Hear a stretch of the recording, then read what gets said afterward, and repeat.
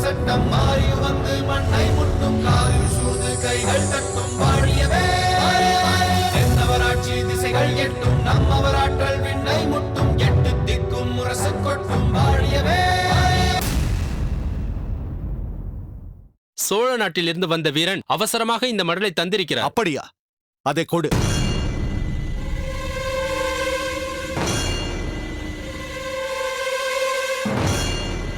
இந்தாருங்கள் மன்னா. நீ செல்லலாம். உத்தரவு.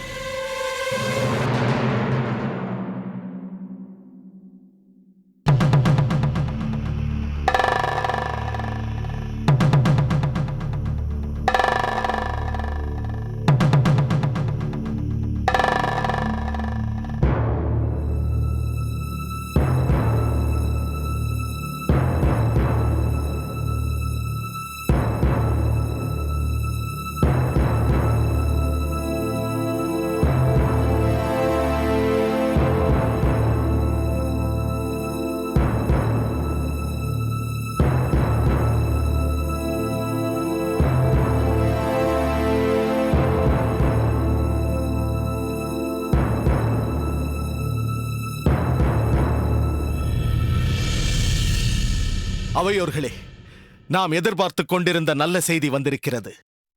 இளம்வழுதி சேர நாட்டிலிருந்து தப்பித்து சோழ நாட்டிற்கு சென்று கொண்டிருக்கிறார்.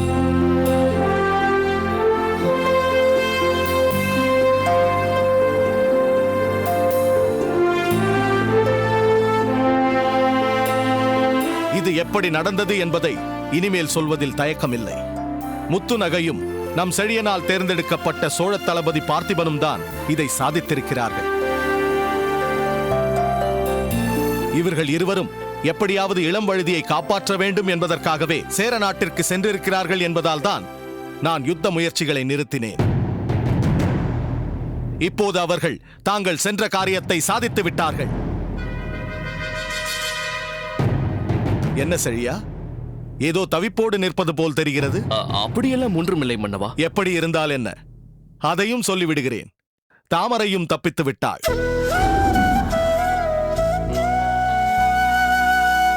முத்துநகை அவளையும் தன்னோடு அழைத்து வந்து விட்டாள்.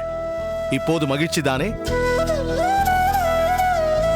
மன்னவா, முத்துநகை பார்த்திபன் இருவருக்கும் நாம் ஒரு பாராட்டு விழாவே நடத்த வேண்டும்.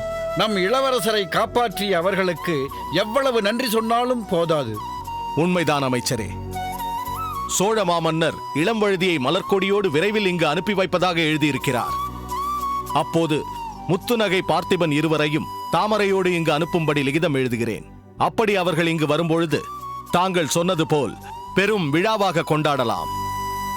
செழியனை ரோமாபுரி தூதுவனின் பாதுகாவலனாக நியமித்த நேரம் இளம்வழுதியும் வந்து சேர்ந்து விட்டான். நான் இதை முதலில் பஞ்சவன்மாதேவிக்கு அறிவிக்க வேண்டும். நாம் பிறகு சந்திக்கலாம். உத்தரவு.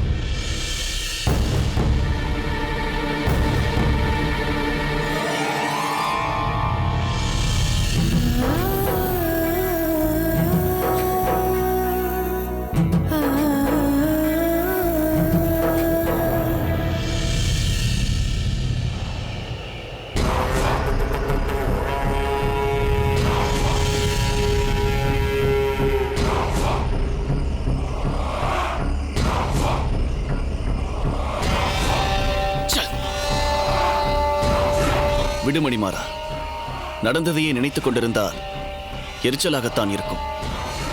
ரோமாபுரி தூதுவனை பாதுகாக்கும் பொறுப்பு ஒன்று உனக்கு கிடைக்கும், இல்லை எனக்கு கிடைக்கும் என்று நினைத்தேன்.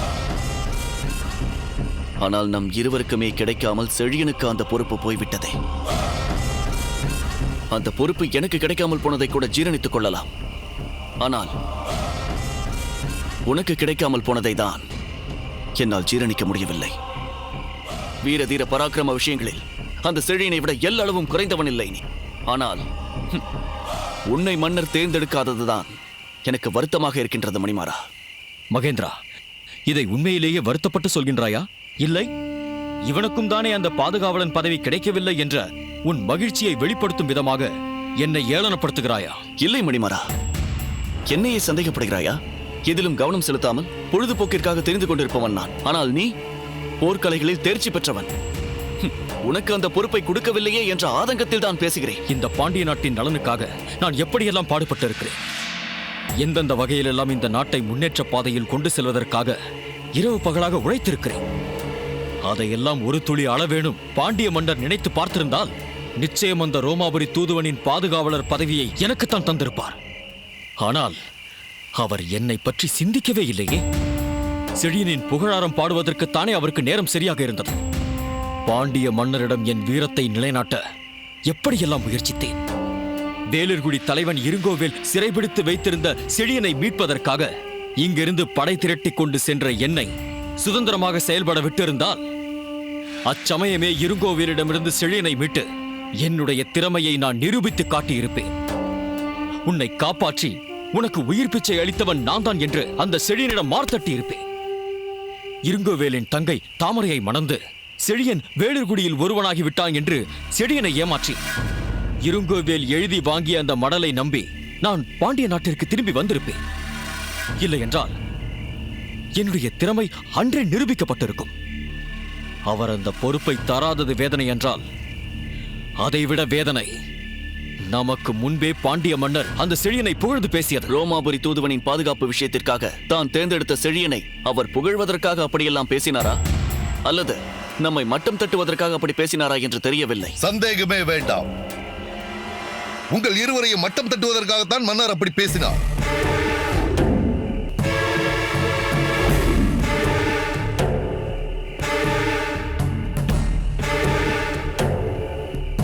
ஆம் மகேந்திரா, உங்களை நேரடியாக மட்டம் தட்டக்கூடாது என்பதற்காக செழியனை புகழ்ந்து பேசி உங்களை மட்டுமல்ல நம் அனைவரையும் மட்டம் தட்டி அவமானப்படுத்தி விட்டார் பாண்டிய மன்னர். ரோமாபுரி தூதுவனின் பாதுகாவலரை நியமிக்கும் விஷயத்தில் உறவுக்காரர் சொந்த பந்தம் என்றெல்லாம் நான் வேறுபாடு காணப்போவதில்லை என்று கூறி என்னை அற்புதமாக ஒதுக்கிவிட்டார் நம் மன்னர். உறவு முறை சொல்லி உன்னையும் உன் தந்தையையும் ஒதுக்கியவர் நான் இப்பொழுது பிரதம சேனாதிபதியாக செயல்பட்டுக் கொண்டிருப்பதால் பெரிய பதவியில் வகிப்பவர்களை எல்லாம் பார்க்கப் போவதில்லை என்று சொல்லி எங்களையும் தான் அவர் ஒதுக்கிவிட்டார். நானும் உன் தந்தையும் எங்களை ஒதுக்கியதை பற்றி கூட கவலைப்படவில்லை. நாங்கள் வாழ்ந்து முடிந்தவர்கள். ஆனால் நீங்கள் இருவரும் செழித்து வளர வேண்டிய இளம் குருத்துக்கள். உங்கள் இருவரில் ஒருவர் கூட ரோமாபுரி தூதுவன் பாதுகாவலர் பதவிக்கு பாண்டிய மன்னர் தேர்ந்தெடுக்கவில்லையே. அதுதான் எனக்கும் உன் தந்தைக்கும் வேதனையாக இருக்கிறது மகேந்திரா. சதி, திட்டமிட்ட சதி. செழியன் தான் அந்த ரோமாபுரி தூதுவனின் பாதுகாவலன் என்று மன்னர் ஏற்கனவே தீர்மானித்து விட்டார். அதை வெளிப்படையாக கூற முடியாதல்லவா? அதனால்தான் அனைவரும் கூடி ஆலோசித்து முடிவெடுத்தது போல் நாடகமாடிவிட்டார். நீ சொல்வதுதான் உண்மை மகேந்திரா. அறிவுடை நம்பியின் ஆலோசனையின் பேரில்தான் நம்ப வைத்து நம் கழுத்தை அறுத்து விட்டார் மன்னர். விடமாட்டேன். அவ்வளவு எளிதில் நான் இதை விடமாட்டேன். ரோமாபுரி தூதுவன் வரட்டும். அவனை பாதுகாக்கும் பொறுப்பை ஏனடா ஏற்றுக்கொண்டோம் என்று செழியன் புலம்பும் அளவிற்கு நான் செய்கிறேன். பாண்டிய நாட்டை விட்டு அந்த செழியனை விரட்டுகிறேன். இது என் வீரத்தின் மீது ஆணை.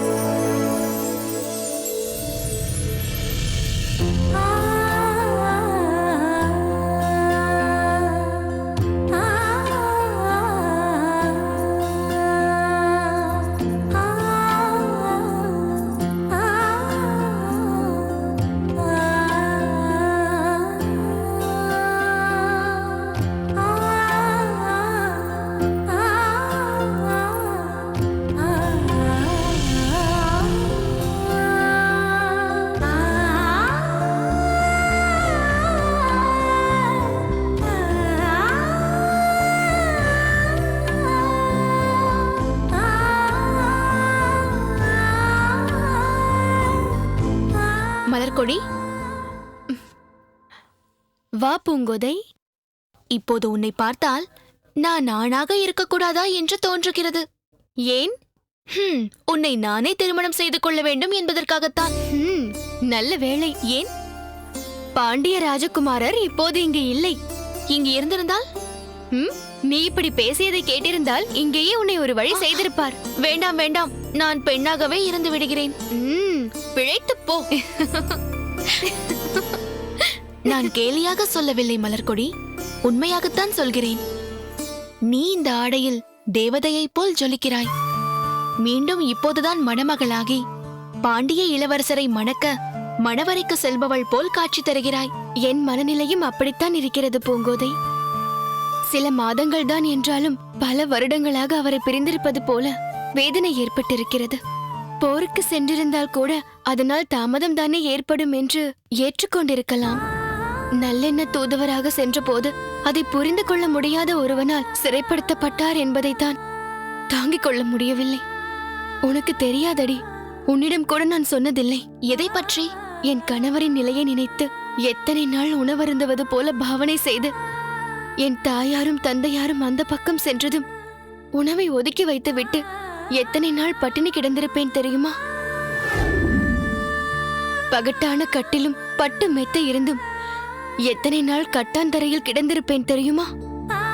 முத்துநகையும் பார்த்திபனும் அங்கு சென்று பார்த்து அவருக்குரிய எல்லா வசதிகளும் செய்து தரப்பட்டிருப்பதை அறிந்து அதை ஒற்றர்கள் மூலம் என் தந்தையாருக்கு சொல்லி அனுப்பிய பிறகுதான் சற்று நிம்மதி அடைந்தேன். இயல்பு வாழ்விற்கு திரும்பினேன். சோழ மன்னரோ பாண்டிய மன்னரோ படையெடுத்து சென்றிருந்தால் அந்த சேரன் நிலை என்னவாக இருக்கும்? அதை நினைக்காமல் இப்படியெல்லாம் செய்து விட்டாரே. ஒரே ஒரு வார்த்தை தானடி, போர் தொடங்கட்டும் என்று சொல்லி இருந்தால் அலை கடலில சோழர் படை புறப்பட்டிருக்காதா? கங்கையை கடந்து சென்ற நமது படை சேர நாட்டை துவம்சம் செய்திருக்காதா? ஆனால் அங்கு அகப்பட்டு கொண்டிருப்பவர் பாண்டிய இளவரசர் அல்லவா? அவரை கத்தி முனையில் நிறுத்தி இவன் உயிரோடு வேண்டுமென்றால் திரும்பி செல்லுங்கள் என்று சொன்னால் என்ன செய்ய முடியும்? அதனால்தான் இரு பெரும் பேரரசர்களும் அமைதியாக இருந்தார்கள். எப்படியோ ஒரு துளி ரத்தம் கூட சிந்தாமல், யுத்தமென்று ஒன்று நடக்காமல் இளவரசரை காப்பாற்றி விட்டார்கள். மலர்கொடி, பூங்கோதை, இன்னும் இங்கே என்ன செய்து கொண்டிருக்கிறீர்கள்? மாமன்னர் முதலாக யாவரும் கோட்டை வாயிலுக்கு சென்றிருக்கிறார்கள். இங்கு தோழிகள் இருவரும் வழக்கம் போல் கதை பேச தொடங்கிவிட்டீர்களா? பாண்டிய இளவரசர் வந்தவுடனேயே அவர் கண்கள் முதலில் சோழ இளவரசியை தான் தேடும் என்பது உங்களுக்கு தெரியாதா? அதற்குத்தான் அத்தை, மலர்கொடி தன்னை சிறப்பாக அலங்காரம் செய்து கொண்டிருக்கிறாள். பாண்டிய இளவரசர் இவளை பார்த்ததும் மயங்கி விழப்போகிறார் பாருங்கள். அடியே, இவ்வளவு காலம் கழித்து இங்கு வரும் அவர் இவளை பார்த்து மயங்கி விழுந்து விட்டால் சோழ நாடே பதறிப்போகும். மலர்கொடி, உன் அலங்காரம் சற்று அளவாகவே இருக்கட்டும். பூங்கோதை, நீ சொன்னது உண்மைதானடி. மலர்கொடி இன்று மிகவும் அழகாக இருக்கிறாள். மலர்கொடியின் அலங்காரத்தில் அனைத்தும் நன்றாகத்தான் இருக்கிறது. ஆனாலும் ஏதோ ஒரு குறை இருக்கிறதே. நெற்றிச் சுட்டி வைக்கவில்லை. ஆ, சரியாகச் சொன்னாய். ஆமாம், ஏன் நெற்றிச் சுட்டி வைக்கவில்லை? இரண்டில் எதை தேர்ந்தெடுப்பது என்று புரியவில்லை. அப்படி என்ன பிரச்சனை? எங்கே கொடு.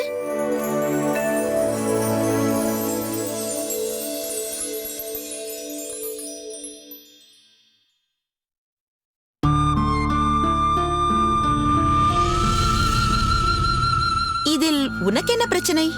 என் தந்தையாருக்காக அணிய வேண்டும் என்றால் நமது சின்னம் பொறித்த இந்த சுட்டியைத்தான் அணிய வேண்டும். கணவருக்காக அணிவதென்றால் கயல் சின்னம் பொறித்த சுட்டியை அணிய வேண்டும். இதில் எதை அணிவதென்றுதான் குழப்பம். பைத்தியக்காரி, எப்போது புகுந்த வீட்டிற்கு சென்று விட்டாயோ அப்போதே நீ அதற்குரிய அணிகலன்களைத்தான் அணிய வேண்டும். நிச்சயம் நீ இந்த நேரத்தில் பாண்டிய இளவரசரை வரவேற்கும் போது கயல் சின்னம் உள்ள நெற்றிச் சுட்டியை தான் அணிய வேண்டும். இப்படி உட்கார். போங்கள் அம்மா, நான் அதை அணிந்து கொள்ள மாட்டேன். ஏன்?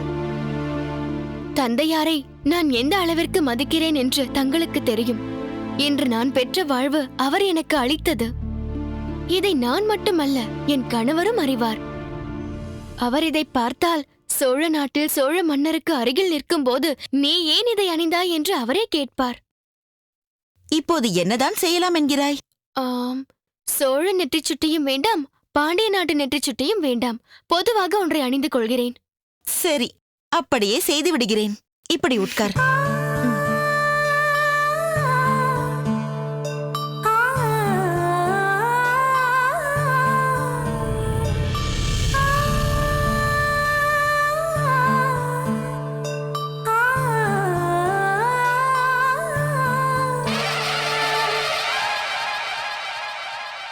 அவர்கள் வந்துவிட்டார்கள்.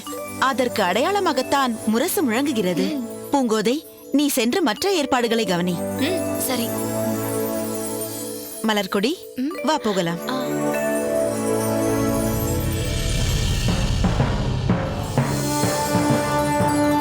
மன்னவா, பாண்டிய இளவரசர் பூம்புகாருக்கு வந்துவிட்டார் என்பதை இப்போது முழங்கிய முரசொலி உறுதிப்படுத்துகிறது. உண்மைதான் அமைச்சரே. இந்த முரசொலி எனக்கு எண்ணற்ற நினைவுகளை ஏற்படுத்துகிறது. இங்கிருந்து நான் இந்த முரசொலி முழங்க எத்தனை முறை யுத்தகலத்திற்கு புறப்பட்டிருப்பேன். உருத்திரங்கண்ணனாரே, உங்களுக்கு புரிகிறதா? என்னவென்று? மன்னர் மனம் மிகுந்த உற்சாகத்தில் இருந்தால்தான் போர் பற்றிய பேச்சில் ஈடுபடுவார். அப்படி சொல்லுங்கள் காரியாரே. இன்று இதுவும் ஒரு போர் சூழலில் இருந்து மீண்டு வருவது போன்ற சாகச செயல்தானே. பாண்டிய இளவரசர் வந்துவிட்டார் என்பதன் வெளிப்பாடுதான் இது என்று சொல்லுங்கள். உண்மைதான் மன்னவா. இது போன்ற முரசொலி நீங்கள் போருக்காக புறப்படும் போது மட்டுமல்ல, தாங்கள் போரில் வெற்றி பெற்று திரும்புகிறீர்கள் என்பதை உணர்த்துவதற்கும் முழங்கப்படுமே.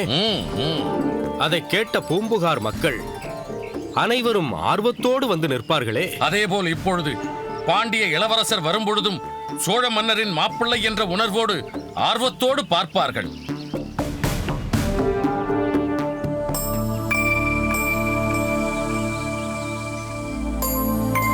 என்ன மன்னவா? ஆம், மலர்கொடியை இன்னும் காணவில்லையே. நீ இளம்பழுதி அரண்மனைக்குள் வந்த பிறகு பாரம்மா என்று நான் சொன்னபோது, இல்லை இல்லை, அவர் கோட்டை வாசலில் வரும்போதே அங்கேயே வந்து வரவேற்க வேண்டும் என்றாளே. இளவரசியார் அப்படி விரும்பியதில் ஆச்சரியம் ஒன்றும் இல்லை மன்னவா.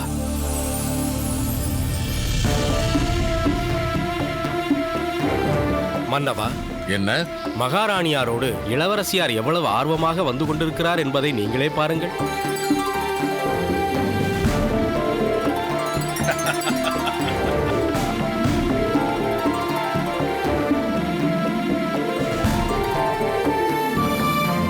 தந்தையே, அவர் இன்னும் வரவில்லையா? முரசு முழங்கும் ஒளி கேட்டதே. இளவரசியார் இந்த அளவிற்கு அவசரப்படுவது சரியல்ல. பாருங்கள் தந்தையே, புலவர் என்னை கேலி செய்கிறார். குழந்தை பருவம் முதல் உன்னை பார்த்து பழகியவர் அல்லவா? அதனால் அந்த உரிமையில் பேசுகிறார். அதை பற்றி நான் எப்படி கேட்க முடியும்? இளவரசியாரே, இப்போது முழங்கிய முரசொலி அவர்கள் அனைவரும் பூம்புகாருக்கு வந்துவிட்டனர் என்பதை நமக்கு தெரியப்படுத்துவதற்காக ஒலித்தது. இப்போது அவர்கள் கோட்டைக்குள் புகுந்து வந்து கொண்டிருக்கிறார்கள். அப்படி வரும்போது... போதும், நிறுத்துங்கள். இதற்கு மேல் நீங்கள் சொல்ல வேண்டியதில்லை. ஏன்? அவர்கள் வந்து கொண்டிருக்கிறார்கள்.